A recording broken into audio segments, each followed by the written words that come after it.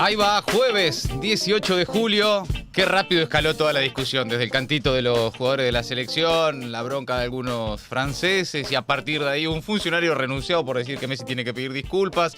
Milei, Villarruel y el gobierno ya escalando esto a niveles de conflicto internacional por poco, así que veremos qué sucede con esto en las próximas horas y a profundizar en qué está pasando ahí con esa agenda de los nacionalismos, esa agenda woke, anti-woke también, anti-progre y demás, que comparten las derechas radicales en distintos países. Y también, bueno, por supuesto, con esta cosa de la argentinidad y a Messi nadie lo toca, lo que diga Messi está bien y qué sé yo, que es un poco propio también de lo que nos está pasando, sobre todo cuando venimos de ganar un Mundial y 2 Copa América. Estamos todos con la... ¿Qué le va a decir? Bueno, un poco esa pasa. Sin lugar para la crítica en general también en el gobierno, ayer voló otro, voló el empresario Karagossian, Teddy Karagossian, que integraba el Consejo de Asesores, le pegaron una patada en el ojete, básicamente por decir que no ve la recuperación de la que habla el gobierno. Vamos a ver las últimas novedades de la timba de Toto y de la crisis de Milei, con datos que cada día tenemos para compartir. Y también, atención con esto, atención con esto. Diputados de Milei visitaron a Astiz y a otros genocidas de la última dictadura en la cárcel de Seiza. ¿Qué? Y por eso no se fue nadie, Te puedo decir si vas a la tele y criticás a Toto Caputo, pero si vas a visitar a Astiz a la cárcel, no hay represalias dentro de la libertad avanza, así que en un rato vamos a contar qué pasó con eso y cuáles fueron las reacciones políticas. AMIA, 30 años, por un lado, una amenaza de Irán y la respuesta de Milei con otra amenaza, con otra provocación. Y por último, Biden, que tiene COVID. Ya lo de Biden ya es un... ya no saben qué hacer. Pobre. Realmente ya no saben qué hacer. Todo eso, mientras ustedes le dan un like, dejan un comentario y luego leemos las opiniones que van dejando, sobre todo para los que ven esto más tarde. Argentina y el nacionalismo. Milei echó al subsecretario de Deportes porque había dicho que Messi debía pedir disculpas por el video de los jugadores de la selección, con un cantito de contenido racista y homofóbico contra los franceses y Mbappé, al mismo tiempo que Milei avala el contenido del canto de la selección que generó polémica en Francia. El argumento línea Milei y de los libertarios tuiteros fue que para los campeones del mundo está todo permitido. Nadie les va a decir qué decir ni qué hacer y que a Messi no se lo toca porque para odiarlo ya están los cucas y los zurdos. Otra línea es que no hay que dejarse correr por la agenda woke, de los derechos de las minorías, de los progres, de los zurdos, que nadie nos va a decir, mucho menos los zurdos, qué es lo que nosotros tenemos que decir.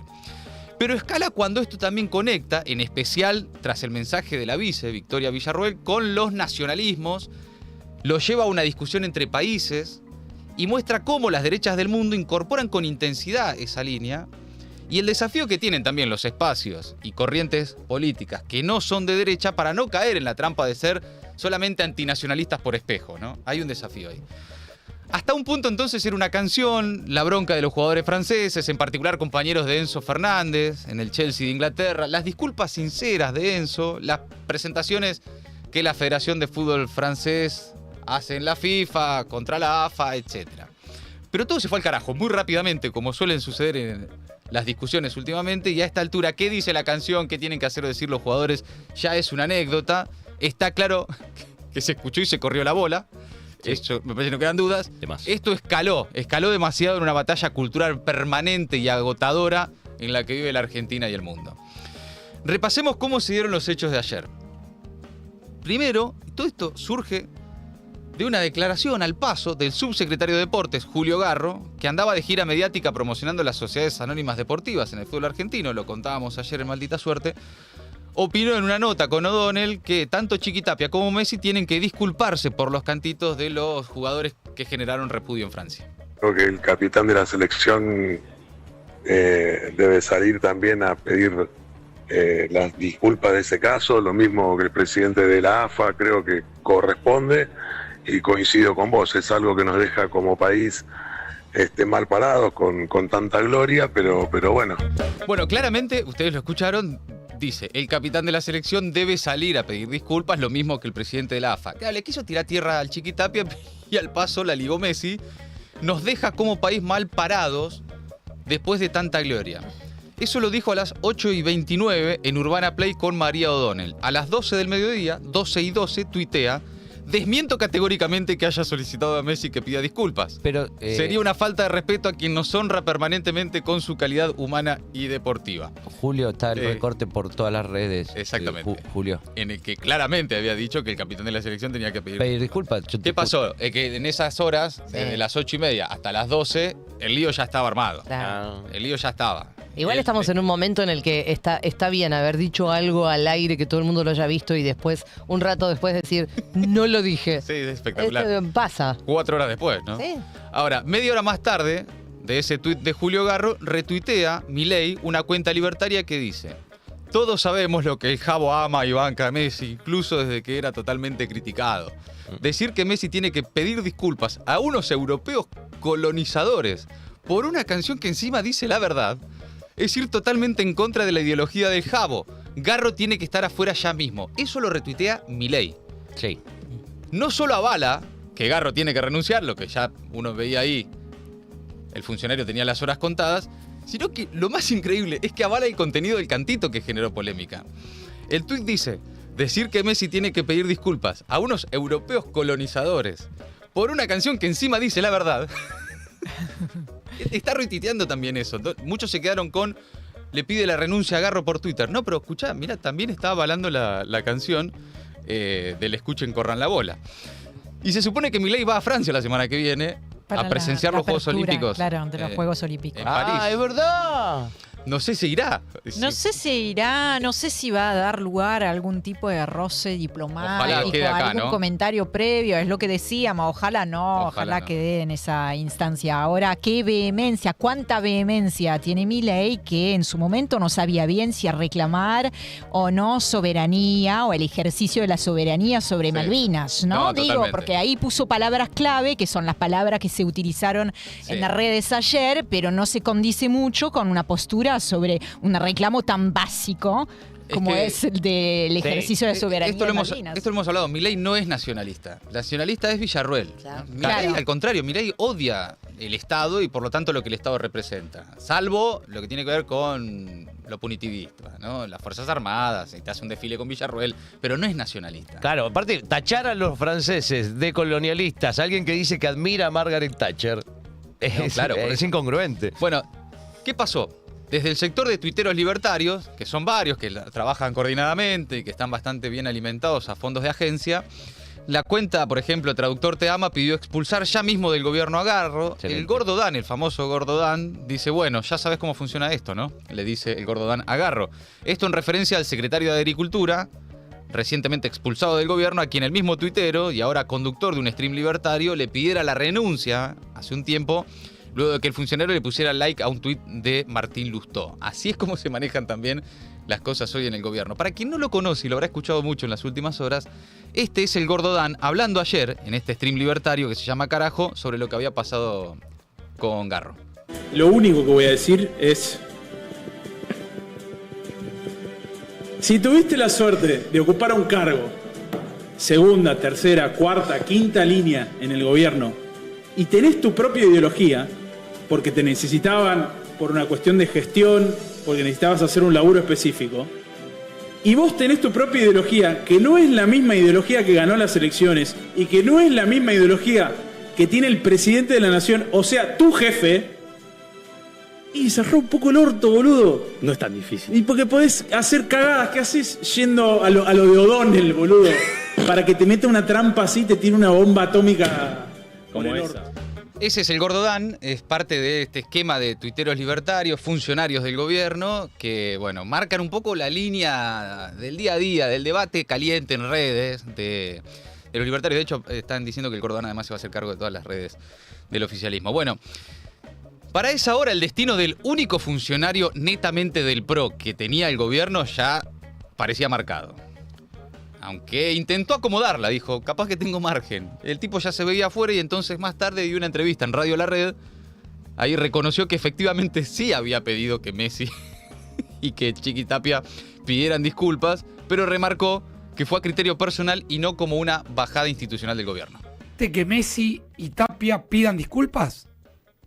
A ver, yo ahí en la nota, Facu, que una colega tuya o del periodismo plantea que el capitán de la selección tiene que pedir o se tiene que arrepentir y demás, digo que en parte comparto desde lo personal, pero a ver, yo no lo hice en nombre ni del gobierno, Claro. lo hice digamos, yo es lo que le inculco a mis hijas, digo, yo a mis hijas les inculco pedir perdón y reconocer lo que está mal, entonces lo hice con la mejor de las intenciones, lo hice desde lo humano, no avalo la discriminación de ningún tipo. Bueno, volvé. Pará de humillarte, ¿no? Realmente. Sí, me Pará de sorprende. humillarte Tremendo. tanto, por Dios. Lo habíamos hablado con Vilella, ¿no? Porque la- también, la vocación claro. de humillarse ante... Ya lo corregí cuando puso el tuit que le Tremendo. fueron a acusar y él dijo, ya lo corregí. Esto es lo mismo. ¿Qué manera, qué vocación de humillarse esta gente? Bueno, luego al ser consultado el jefe de gabinete Guillermo Francos sobre todo esto y sobre lo que había dicho Garro, consideró que el gobierno está en contra de todo tipo de discriminación, pero que la postura de Garro no era propia del gobierno y que a veces se realizan cantitos que no tienen intencionalidad de generar esa agresión. A ver, me parece que no conozco la referencia que hacen al pedido del gobierno al presidente de la AFA y a Lionel Messi. No me parecería mal, pero digo, el gobierno está en contra de todo tipo de discriminación y supongo que, según he leído en los medios, el propio involucrado ha pedido disculpas públicas por el tema y yo creo que a veces se realizan cánticos que no tienen la intencionalidad de generar esa agresión, pero bueno, si Bueno, ahí hay- lo que está haciendo Guillermo Francos a esa hora de la mañana es decir, no, de ninguna manera el gobierno sale a pedirle a Messi que pida disculpas, ¿no? Sí. Hay como un operativo de contención ahí, porque automáticamente, después de lo que dijo Garro, las noticias eran, el gobierno dice que Messi tiene que pedir disculpas. Bueno, un quilombo. Hasta ahí más o menos venía la cosa, ¿no? Hasta que salió la vice. Ya por la tarde con un tuit nacionalista de pura argentinidad, de lectura histórica, además de la reivindicación a los jugadores y la crítica a Francia. Mete un tuit que dice, Argentina es un país soberano y libre, nunca tuvimos colonia ni ciudadanos de segunda, cosa que se puede discutir, nunca le impusimos a nadie nuestra forma de vida, pero tampoco vamos a tolerar que lo hagan con nosotros. Argentina se hizo con el sudor y el coraje de los indios, los europeos, los criollos y los negros, como Remedios del Valle, Sargento Cabral y Bernardo de Monteagudo. Villarroel reivindicando, ¿no?, esa línea histórica nacionalista, que por cierto puede compartirse incluso con otros sectores. Creo que transversalmente hay sectores del peronismo que pueden coincidir con esa línea histórica. Después llega la otra parte de ya la chicana y la escala diplomática, porque se trata de la vicepresidenta, con Francia. Dice, ningún país colonialista nos va a amedrentar por una canción de cancha ni por decir las verdades que no se quieren admitir. Basta de simular indignación, hipócritas. Enzo, yo te banco, Messi, gracias por todo. Y ahí ya arranca la parte, Messi. Argentino siempre con la frente alta, viva la argentinidad. Bueno, ahora vamos a volver sobre esto. Y finalmente más tarde llega el tuit de presidencia. La oficina del presidente informa que ningún gobierno puede decirle qué comentar, qué pensar o qué hacer a la selección argentina, campeona del mundo y bicampeona de América, ni a ningún otro ciudadano. Por esta razón, Julio Garro deja de ser subsecretario de Deportes de la Nación.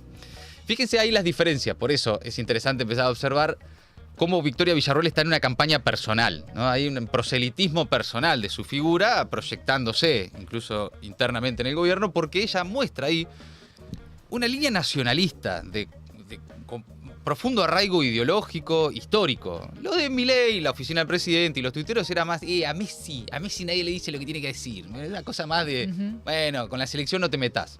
Victoria Villarroel puso esto en términos históricos, ideológicos, conceptuales, y lo enmarca en algo que se está discutiendo en el mundo, ¿no? Lo que era un tema entonces entre algunos argentinos y algunos franceses, el gobierno lo termina transformando en un tema entre Argentina y Francia, por lo menos en el caso de Villarroel, en la previa, insisto, del viaje de Milei a París, montados en una postura que se extendió transversalmente, que es la argentinidad versus la hipocresía del colonialismo europeo, ¿no? Que era un poco lo que venía abonando más temprano en redes sociales y en el debate público lo que había pasado. Milei y Villarruel, de distintas formas, como venimos diciendo, llevaron esto a una disputa entre gobiernos. Veremos, ojalá Francia no escale y todo esto termine acá, no es para tanto y nos calmemos. Una discusión geopolítica que hacen escalar. ¿Con qué sentido? Con el sentido de agitar un nacionalismo que está muy presente acá y en el mundo y que la derecha toma como bandera. Un nacionalismo que también, especialmente en la Argentina, pueden tomar, si quisieran, porque es parte de la tradición histórica, sectores del peronismo. Que de esta discusión la verdad ni participaron.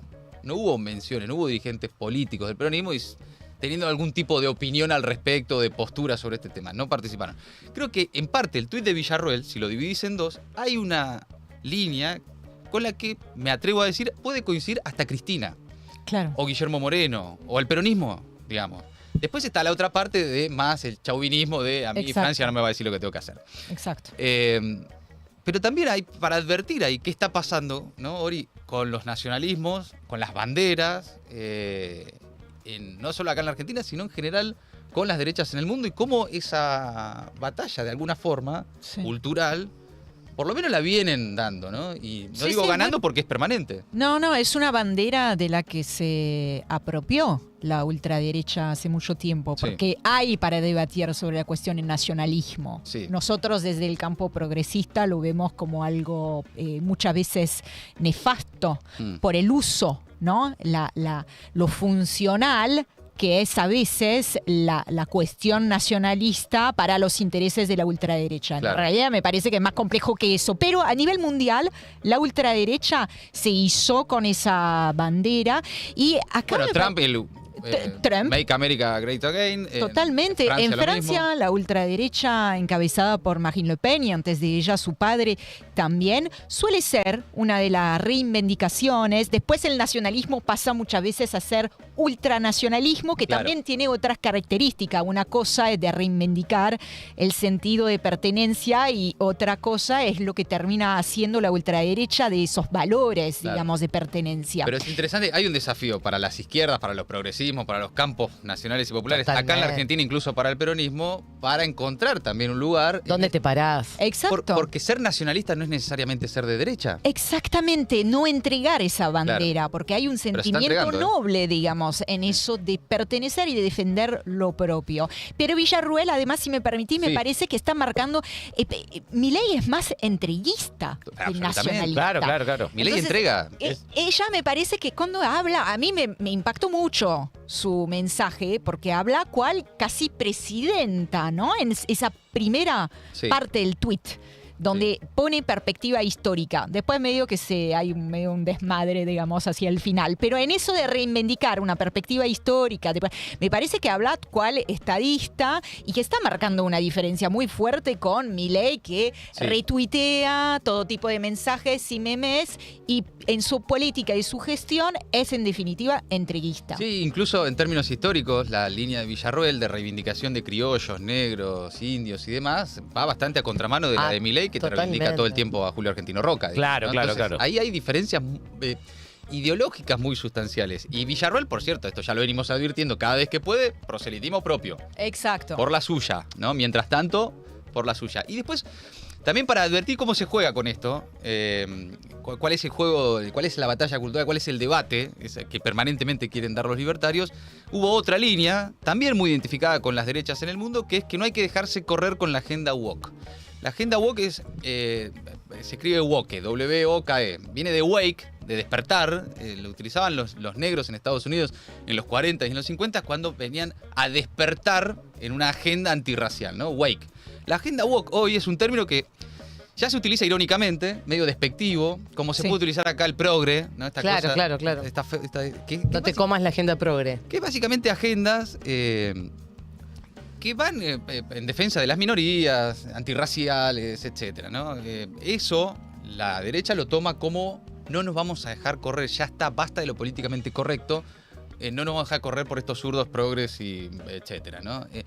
Progres pasado de rosca. Progres ¿no? pasado de rosca. Es una palabra que se viene utilizando desde hace mucho tiempo, Sí. está muy instalado en Estados Unidos, en el debate público, también en Europa, y me parece que todavía no se había colado tanto o con tanta fuerza en el debate acá en Argentina. Me parece que de la mano de Milei esto es algo que podría estar tomando más volumen. Exactamente. Bueno, me parece que es interesante para discutirlo, para pensar, para más allá de si garro afuera, garro adentro, si, qué sé yo, si Twitter, si el gordo Dani, qué sé yo, cómo ante cada oportunidad, y en esto son bastante interesantes, no digo que sea una discusión ganada, tienen recursos interesantes para dar un debate que no están dando otros, que es qué hacer con lo argentino, con los nacionalismos. Algunos ahí marcan diferencias con lo patriotismo y lo nacionalista. Bueno, Sí. sí, bueno, no estamos hablando de lo mismo, estamos hablando de cosas distintas, pero de la diferencia y de la agenda que muchas veces hoy encuentra cabida, encuentra carril, avanza, y que hoy ni el peronismo, ni los sectores populares, ni los progresismos, ni el amplio mundo que está enfrente de esta derecha está dando, ¿no? Está como vacante esa otra parte. Bueno, cambiamos de tema, pero tiene que ver con lo mismo, sin lugar para la crítica. El vocero presidencial Manuel Adorni confirmó ayer que el presidente del Consejo de Asesores, Damián Reidel, echó del grupo al empresario textil Teddy Karagossian, es el mayor empresario textil de la Argentina.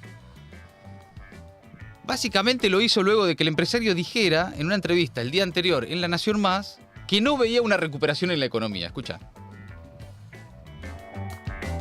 Así como va. Mi así como capacidad de vamos. imaginación y la información que tengo yo es diferente a la que tiene el señor presidente, del que, como hablamos antes del programa, yo conozco desde el 2017. Mi información no me dice que eso va a suceder. Bueno, eso es lo que dice. Yo no veo una recuperación, dice Karagossian. Bueno, pero en un momento de la nota, por ejemplo, se la agarra con el segundo de Adorni, el subsecretario de prensa Javier Lanari. Escucha. Leí un señor Lanari que no sé quién es, de la Secretaría de... Bueno, es el segundo de Adorni. Ah, el segundo de Adorni. Javier Lanari. Debiera ser más cuidadoso con lo que dice. Hay 400.000 personas en la industria textil que hacen entre ropa. Bueno, el señor Lanari es el segundo, básicamente, de Adorni. Al día siguiente, después de que Karagossian ya fue despedido del Consejo de Asesores, tuitea el único Teddy que vale la pena, con una foto del osito Teddy de la película Ted. En esa también está el gobierno. Así como está en la batalla cultural, profunda, permanente, qué sé yo, también está en la boludez, ¿no? de Twitter, y en eso están. Bueno, básicamente el empresario, luego de ser expulsado, dijo: lo comprendo y deseo el mayor de los éxitos, un consejo más homogéneo es muy probable que logre sus objetivos más rápidamente. ¿Qué sucede acá? Es que es el segundo despido de un miembro del Consejo de Asesores en 10 días, básicamente por criticar al gobierno, y en particular a Toto Caputo, ¿no? A Toto Caputo nadie lo toca, según Milei.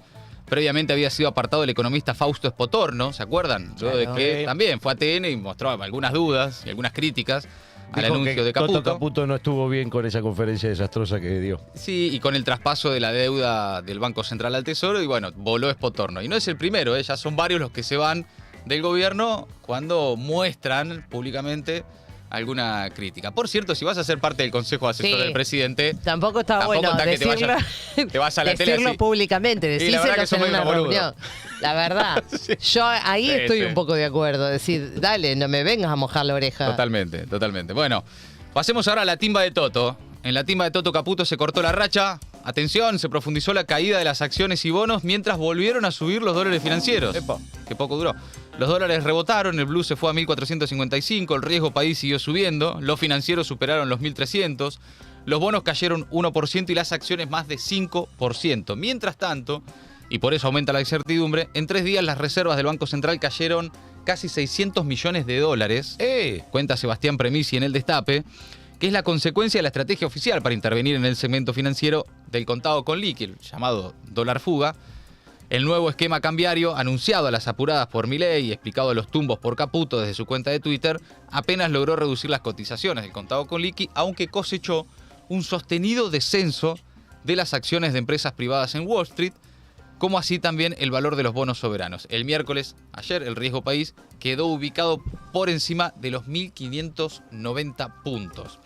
Y la pregunta por estas horas, en base a esta crisis, es ¿de dónde van a sacar los dólares? ¿De dónde salen los dólares que están perdiendo? Sí. Bueno, el problema, y ya la gran pregunta... ¿Hay una es que- respuesta? Es que no Tenés, tiene claro, respuesta. no. Pensé que venías acá No, con el no, puño no. lleno de verdades. No, si no lo sabe Caputo, menos lo voy a saber. No, por es eso. verdad. Si Caputo no Es sabe verdad. dónde sacar dólares, no se lo Tenés voy a decir razón. yo. Marina Dalpolleto, economista directora de la consultora EcoGo, dice que si no aparecen los dólares, este programa de Milei no puede seguir. Concretamente lo que vienen diciendo varios economistas economistas del sistema también, por cierto, liberales.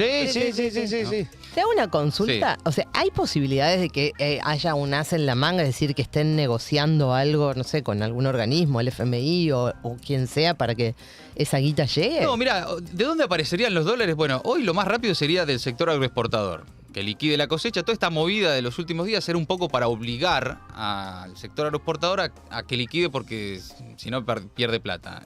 Lo cierto es que dicen que hay guardada ahí 13.000 millones de dólares sin exportar, pero fíjate vos, en las últimas horas los productores adelantaron que no van a liquidar. Salió la CARVAP, la Confederación de Asociaciones Rurales de Buenos Aires y La Pampa, y advirtió que los productores tienen un gran perjuicio económico cuando deben liquidar sus granos por el tipo de dólar que deben utilizar, el dólar blend, y reclamó que se busque una solución porque esta situación provoca una gran distorsión del mercado. Es decir, salieron los productores, los que hoy tienen más rápidamente la posibilidad de brindarle al gobierno dólares frescos, a decir, a mí así no me conviene liquidar. Y la siguen guardando. Bueno, vos decís, entonces, ¿por dónde? Bueno, otra fuente de dólares a la que apuesta el gobierno es el blanqueo de capitales, que arranca hoy. La AFIP permitirá la adhesión desde este jueves. El impuesto se pagará directamente en dólares al fisco y se evaluarán los activos a $1 de 1.000 pesos. El trámite es totalmente online. No sé si alguien tiene algo para blanquear, chicos, si tiene plata para traer de afuera. No. Es gratuito hasta los $100.000. No sé si alguien tiene. Algo puedo tener, déjame buscar. Con esta medida el gobierno quiere revertir, por ejemplo, el fenómeno de los que cambiaron residencia fiscal y se fueron a Uruguay, caso Galperín. Que los Galperín, los Susana Jiménez, etcétera, vengan a tributar a la Argentina. Que en lugar de irse a Uruguay, porque tiene beneficios fiscales y demás, vengan y paguen impuestos acá. Pero yo ya me hice la casita acá. Pero igual Marquitos tiene más de $100.000. Sí, tiene muchísimo más. Ok. El argentino más rico hoy, pero no deja un peso de impuesto en la Argentina. Más bien lo contrario, tiene buenos beneficios del Estado. Bueno, si no entra por el sector agroexportador, si no entra por el blanqueo, si el fondo le dijo, mirá, yo por ahora no parece haber ahí una llegada de dólares que le permitan al gobierno seguir timbeando a lo Caputo, ¿no? Sí, y a mí lo que me llama la atención, que ayer a la tarde vi que ya se sabían todos estos números, que no fue un día que no parecía funcionar el plan del Toto. Sí. ¿Que Milei va a seguir abrazado al Toto como está? ¿O? Sí, de hecho salió ayer el Dice mayorista de inflación y dijo, los libros te van a recordar como el mejor economista de la historia. Insiste, no, abrazadísimo a Caputo. Pero a riesgo de hundirse. Y bueno, sí, o está convencido de que todo va a funcionar y que van a ser un éxito. Ahora, lo cierto es que mientras tanto, sin dólares tampoco es posible un rebote de la economía. Por lo tanto, va a necesitar más ajuste y esto es permanente. La recesión te lleva a más ajuste y así sucesivamente, que está hoy la actividad totalmente parada y en recesión. Pasemos ahora a la crisis de Milei en la economía real, ¿no? En la vida real de las personas, que se profundiza. Esto lo venimos contando día a día. Está la timba financiera, los mercados, la bolsa y qué sé yo, y la economía real. Contamos ayer que Bridgestone pidió la apertura de un procedimiento preventivo de crisis y que amenaza con despidos. La empresa de neumáticos más grande del mundo argumenta una crisis económica sin precedentes. Pasó de tener ganancias millonarias y de repartir ganancias con los trabajadores a un lockout patronal y hay más de 1.200 puestos de trabajo que corren riesgo. En la puerta de la planta en Lavallol, el secretario general del SUTNA, el sindicato del neumático, Alejandro Crespo, advirtió que toda la planta de Bridgestone está suspendida. Compañeros que son operarios bajo convenio, más el resto de los empleados que están dentro de planta, que no son los que producen directamente la cubierta. ¿Cuántos son los suspendidos hasta ahora? No, es la totalidad de la planta, porque lo que hizo la empresa es un lockout. No acordó con el sindicato, como se acuerdan, suspensiones normalmente, cuando hay un problema por cambiar una máquina o algo, sino que llamó a esto que no tiene figura legal, que es dispensar de tareas, para precisamente pedir un proceso preventivo de crisis y que la gente se entere de este pedido del proceso preventivo de crisis mientras no estaba. Eso fue el fin de semana, pero lo que me decían los muchachos es que ahora empezaron a llegar mails o notificaciones suspendiéndolos por tiempo indeterminado. Está claro, porque es parte de la maniobra. O sea, por un lado aparece un proceso preventivo de crisis pedido al departamento, al Ministerio de Capital Humano, donde se amenaza con 454 despidos, y por el otro lado se suspende de forma permanente, o sea, sin regreso, llegan los telegramas para decir siguen suspendidos. Sí. Bueno, entonces mientras Milei y Caputo se abrazan y reivindica a Milei que Caputo es el mejor ministro de Economía de la historia y miran los dólares, la bolsa, las finanzas y qué sé yo, en la economía real vos tenés Bridgestone, FATE, las automotrices, Asindar, etcétera, en general grandísimas empresas en crisis, en la vida real, ¿no? En la economía real. Mientras tanto, en las próximas horas se va a discutir de vuelta el salario mínimo vital y móvil, que hoy tiene el peor poder adquisitivo en 30 años. El salario mínimo actual, que asciende a 234.000 pesos, tiene un poder de compra 32% menor del que tenía en noviembre del año pasado. Estos son datos del último informe del Centro Cifra de la CTA. Ahí los aumentos nominales sumaron 60% respecto a noviembre de 2023, cuando en el mismo periodo se proyecta una inflación superior al 136%. De este modo se consumó fuerte la pérdida real de prácticamente un tercio del salario mínimo. Este jueves se reúne el Consejo del Salario que, como hemos contado ya en alguna oportunidad, hasta el año pasado tenía al Estado, a los sindicatos y a la parte empresaria representada en ese entonces por el que ahora es secretario de Trabajo y va en representación del Estado. Entonces, ya es como que la parte del Estado y la parte empresaria es la misma, y del otro lado los sindicatos veremos si llegan a un acuerdo o si, una vez más, establece unidireccionalmente el gobierno cuánto aumentará el salario mínimo. A ver, más datos de la crisis real de Milei, de la vida real. La actividad metalúrgica volvió a caer más de 17% en junio, registrando niveles de pandemia. Cada dato que da Tomás es como la pandemia, pero sin pandemia. Estos son datos de ADIMRA, estudios de la Asociación de Industriales Metalúrgicos de la República Argentina. Fuertísima la caída, la producción del 17,3% interanual. Y respecto a mayo de este año, la disminución fue de 1,9%. De esta manera, durante el primer semestre del año, todo gestión Milei, la producción se contrajo 16,7% en comparación con el primer trimestre de 2023. Otros que salieron también con datos en las últimas horas, la Unión Industrial Argentina advierte que la actividad industrial registra una caída anual del 14,3%. Un informe que difundieron los industriales asegura que persiste la caída interanual en el sector y que ya van 12 meses consecutivos de declive. En junio se observaron bajas pronunciadas en el sector automotor, una caída del 40% interanual, el despacho de cemento, una caída del 32%, patentamiento de maquinaria agrícola, con una caída del 36%. Después, en cuanto al intercambio comercial con Brasil, remarcaron que las importaciones disminuyeron un 50% interanual. Advierte en su informe la Unión Industrial Argentina, que en sus informes muestra una realidad muy crítica, el impacto de la recesión de una manera muy compleja, pero que después públicamente Funes de Rioja es oficialista línea Conan. Y atención, cambiamos de tema a algo muy, muy importante, muy relevante, para prestarle también mucha atención. Diputados de Milei visitaron a Astiz y otros genocidas de la última dictadura en la cárcel de Ezeiza. Un grupo de 6 diputados nacionales del Bloque de la Libertad Avanza visitó en el penal de Ezeiza a represores de la última dictadura militar. Hay una nota de Mauricio Caminos en el diario AR que agrega que es la primera vez que ocurre un encuentro de este carácter institucional desde el retorno de la democracia. Fue el 11 de julio pasado, la semana pasada, y los legisladores se encontraron personalmente con genocidas como Alfredo Astiz, Raúl Guglielminetti y Carlos Suárez Mason. El grupo de legisladores de Milei fue encabezado por Beltrán Benedit. Al diputado por Entre Ríos lo acompañaron sus pares de bancada Guillermo Montenegro, Alida Ferreira, Lourdes Arrieta, más recordada tal vez por varios por la del patito. La que se puso el... Sí, claro. Bien. María Fernanda Araujo y Rocío Bonacci. ¿Fueron el patito también? No fue no sé, no hay fotos.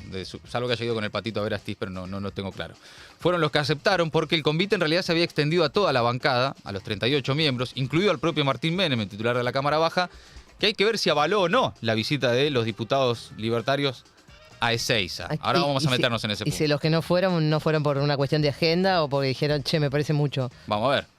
Hay lío interno en la Libertad Avanza por esta visita. El argumento que trascendió desde el Congreso fue que la comitiva buscó visitar a todos los presos mayores de 70 años a los que la justicia no le habilitó la prisión domiciliaria.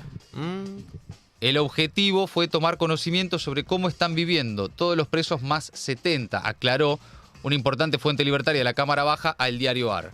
Sin embargo, la entrevista fue concretamente con los represores y por estas horas hay una fuerte discusión en el interior de la Libertad Avanza a partir de una revelación que el miércoles hizo la Política Online sobre estas visitas. Cuenta Fabricio Nabone en la Política Online que la excusa que puso Beltrán Benedit, uno de los diputados que encabezó la comitiva, fue que iban a visitar excombatientes.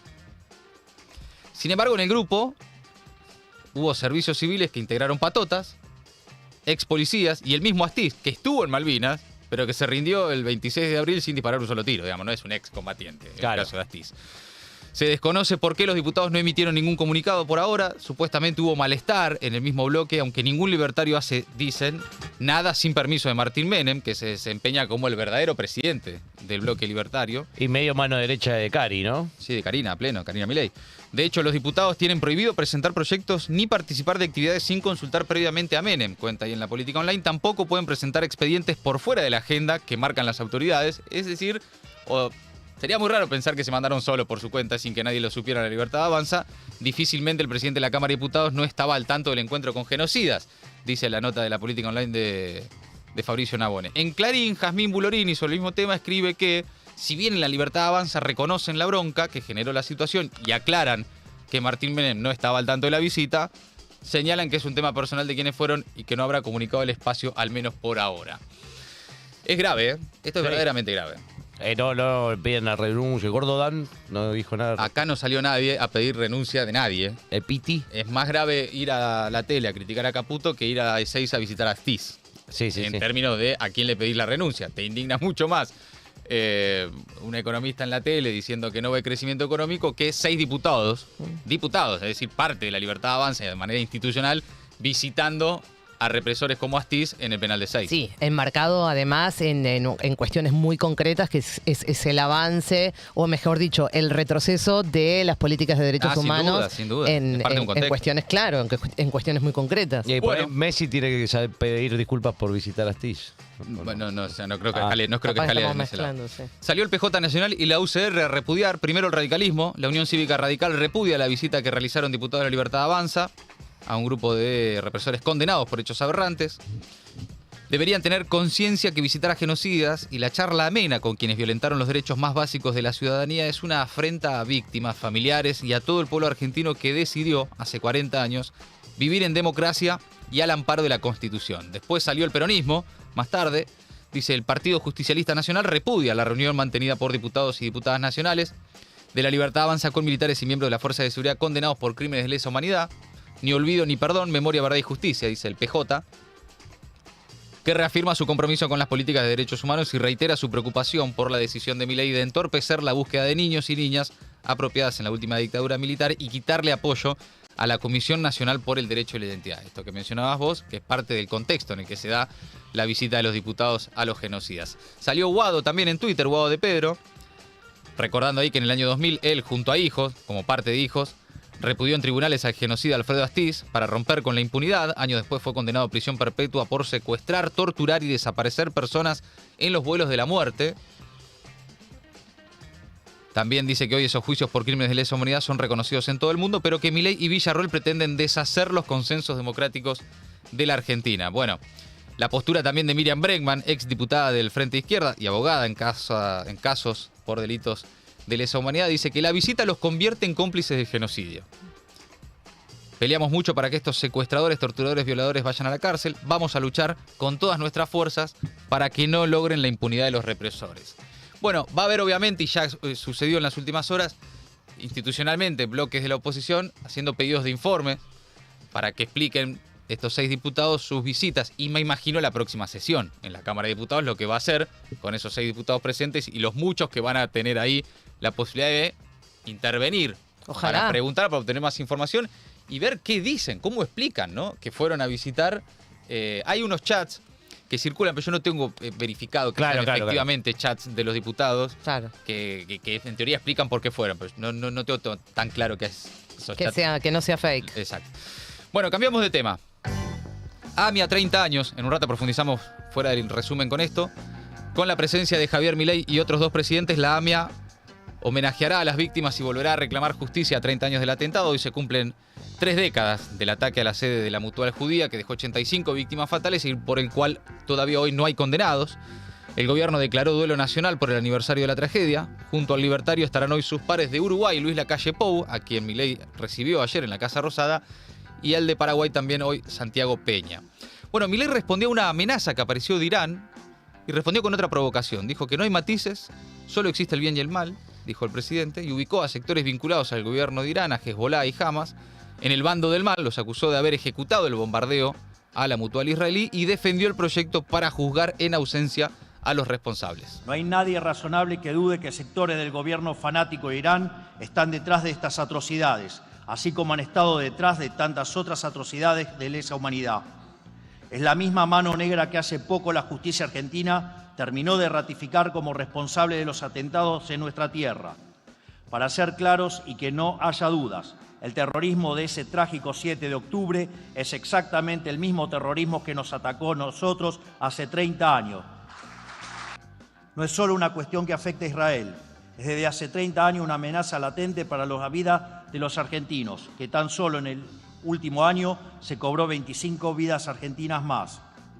En un contexto global de resurgimiento del antisemitismo, tenemos que ser firmes e intrascendentes con el terrorismo. No hay matices posibles, solo existe el bien y el mal.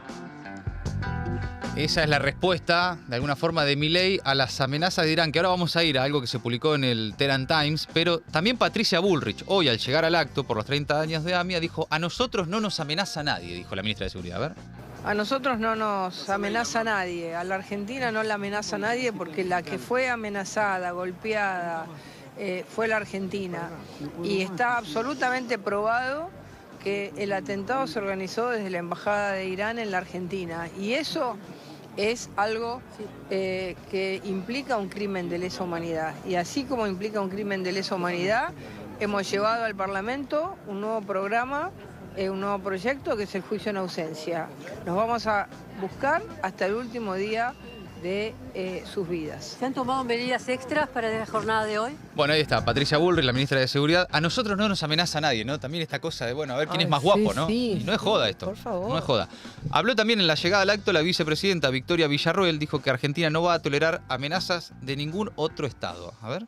Carola Suárez, nos vamos con la vicepresidenta. Significa que reclamamos como Estado argentino, ¿verdad?, justicia y reparación para cada una de nuestras víctimas.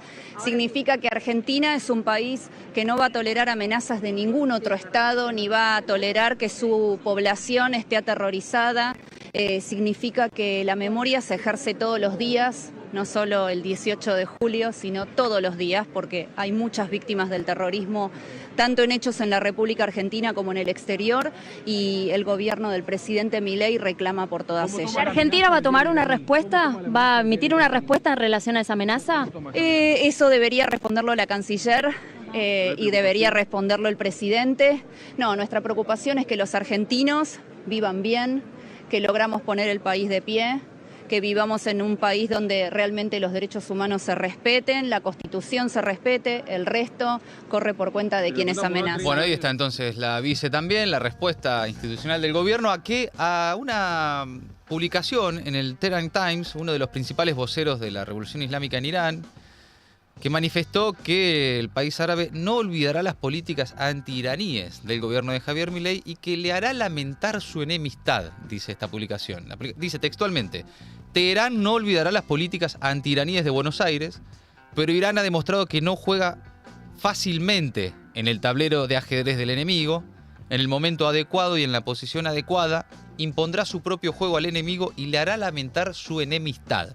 La advertencia del Tehran Times, que es una especie de vocero del gobierno iraní. House ¿no? Organ, sí.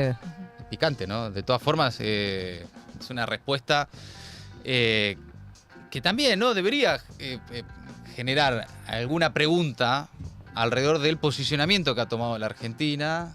Es un seguidismo a rajatabla de Estados Unidos y de Israel, incluso de querer trasladar la embajada de Argentina fue el primer país, o sea, eso hay que acordarse, que fue el primer país que visitó como presidente electo Javier Milei, que lloró ahí en el Muro de los Lamentos. Bueno, y por supuesto que...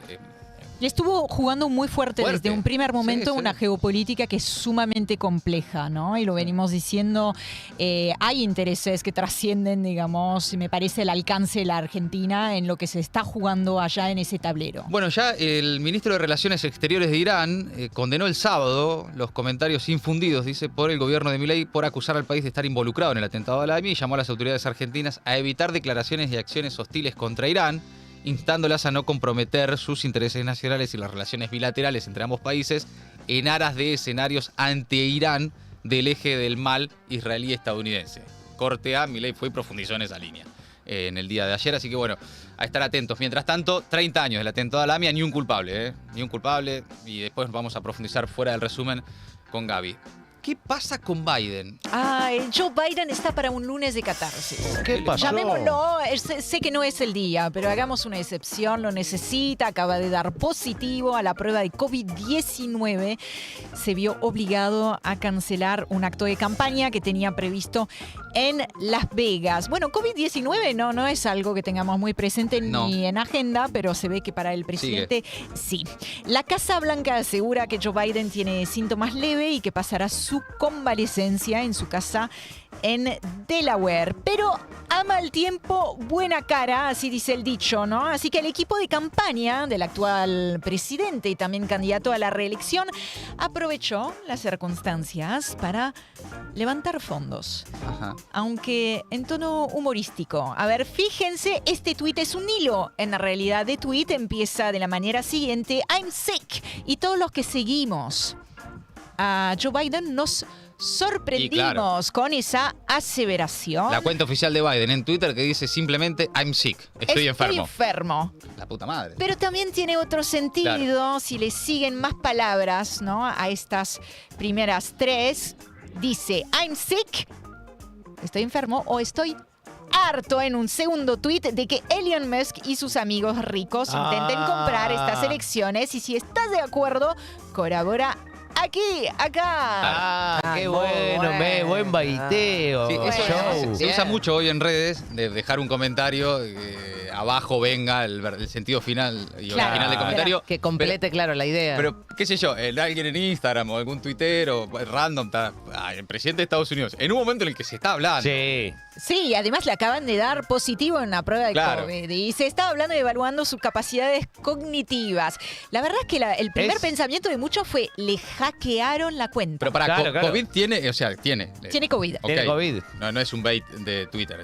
No. Por otro lado, hizo un COVID. tuit en serio diciendo: che, me dieron positivo me dio positivo, no voy a ir a Las Vegas, digamos. Eso vino después. En medio los Simpsons diciendo: Bart está muerto de ganas de ir al parque. Es eso, exactamente. O sea, la campaña lo está dando todo, chicos, porque ya no se sabe qué hacer y cómo hacer. Dicho de paso, Elon Musk efectivamente tiene la intención, o así al menos lo anunció, de donar 45 millones mensuales. Estamos hablando de dólares a la campaña de Donald Trump, porque ustedes sabrán que cuando hablamos de campaña presidencial en Estados Unidos no solamente hablamos de una batalla de ideas, sino de fondos, de guita. Y Joe Biden está en un momento complicado, porque algunos donantes le dijeron: che, no sigamos así, sino la guita yo la pongo en el Congreso. Entonces, Trump está en un buen momento, para no decir en su mejor momento. Será este jueves el orador estrella de la Convención Republicana, que se celebra desde el lunes en Milwaukee y que ya lo consagró como candidato del partido. Ahora les traje una imagen. Sus miles de seguidores le manifestaron su apoyo a Donald Trump de un modo bien llamativo y bien yankee. Fueron a la Convención Republicana con la oreja derecha vendada. ¡Ay, qué bueno! Se emparcharon la oreja derecha para bancarlo. Miles de personas con la oreja vendada. Bien jugado. Maravilloso. Trump ha desbloqueado, es oficial, un nuevo nivel. Ya no es solo esa figura disruptiva, divisoria que conocíamos después del atentado en su contra, el atentado fallido. Pasó a ser un mártir. Claro. Un sobreviviente. Casi les diría un semidios. Sí, qué lindo. Bueno, hasta ahí, amigos, amigas, el resumen imposible de Maldita Suerte. Maldita Suerte. Una mirada absurda de una realidad crítica.